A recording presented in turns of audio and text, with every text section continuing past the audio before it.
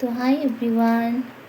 তো আজকে বাজার থেকে এনেছে মোচা, যেহেতু আজকে মঙ্গলবার নিরামিষ। তো চলো আজকে মোচার রান্নাটাই তোমাদের সাথে শেয়ার করি। তো চলো প্রথমে মোচাটা ছুলে নিই।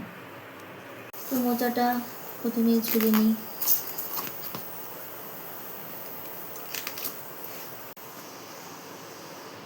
একটা একটা করে ছাড়িয়ে নেব। তো এই একটা একটা করে ছাড়িয়ে নিচ্ছি।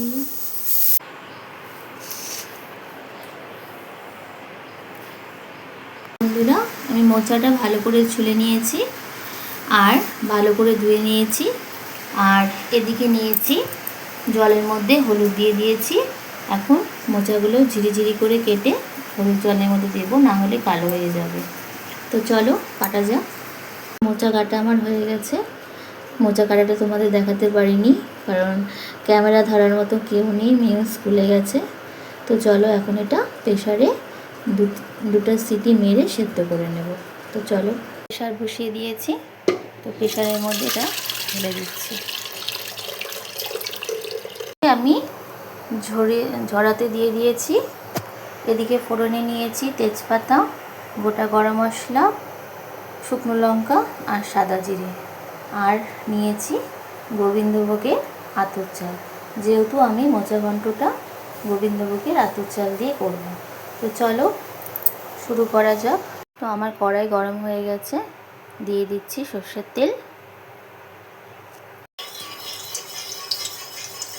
তেল গরম হয়ে গেছে, দিচ্ছি শুকনো লঙ্কা, দিচ্ছি সাদা জিরে, দিচ্ছি গোটা গরম মশলা, তেজপাতা।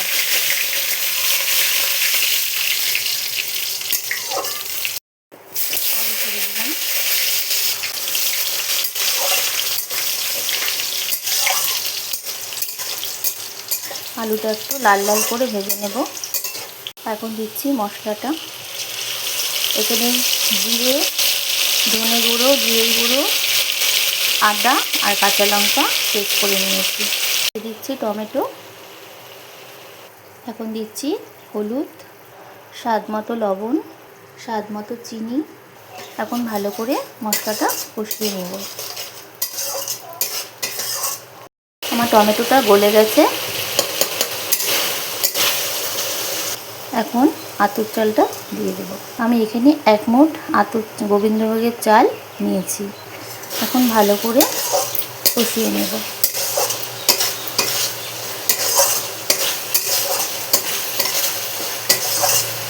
চালটা কষানো হয়ে গেছে। আমি সামান্য জল দেব, যাতে চালটা একটু সেদ্ধ হয়ে যায়। দেখো আমার চালটা অনেকটাই সেদ্ধ হয়ে গেছে। এখন দিয়ে দিলাম মোচা।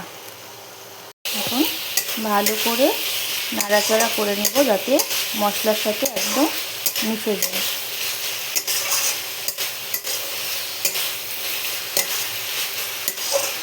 দেখো কি সুন্দর মশলা দিয়ে সমস্ত কিছু কষানো হয়ে যাচ্ছে। এখন সামান্য জল দিয়ে দেবো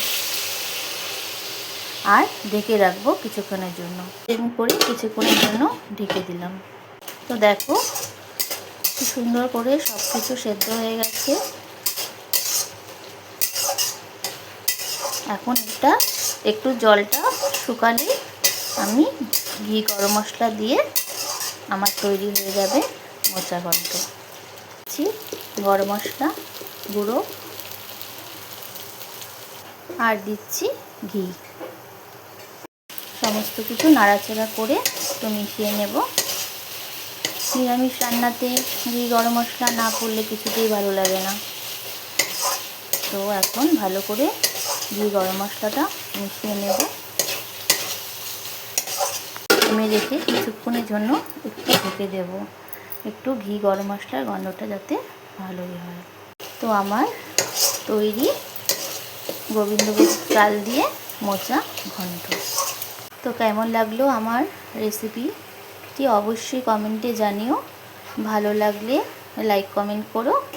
এখন আসি, পরে দেখা হচ্ছে নতুন কোনো রেসিপি ভিডিওর সাথে। ততক্ষণের জন্য টাটা।